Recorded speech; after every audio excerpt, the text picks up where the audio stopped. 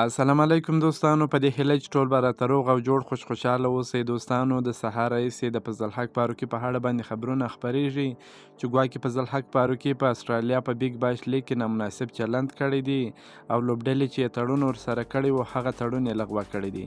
نو په دې اړه باندې پوره معلومات درکوم، په دې هیله چې ویډیو تر اخره راسره وګورئ او خوښه مو سي.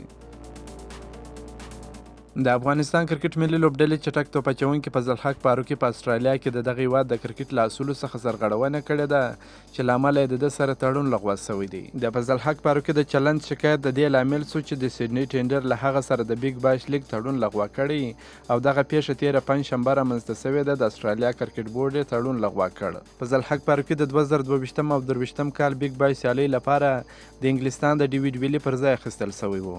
دا لومړی ځل و چې هغه په بیګ باش کې لوبیږي. څلور لوبې یې ډېرې په زړه پورې ترسره کړې. د استرالیا کرکټ بورډ وویل چې دوی د فاروقي د ګوښه کولو د پرېکړې ملاتړ کوي او زیاته کړې ده چې د فضل حق فاروقي لخوا شوی چلند زموږ له ارزښتونو څخه بهر دی او د هغه تړون مو لغوه کړ. سیډني ټینډر لوبډلې هم تر اوسه پورې دا نه دي ویلي چې د فضل حق فاروقي ځایناستې به وټاکي او که نه، او نه یې هم د فضل حق فاروقي د دې کړنې په اړه معلومات ورکړي دي. دا و د فضل حق فاروقي د تړون په اړه باندې لنډ تازه معلومات. که مو دا ویډیو خوښه شوې درسره لایک یې کړئ او د خپلو ملګرو سره هم شیر کړئ. د نور تازه معلوماتو لپاره هم زموږ سره اوسئ.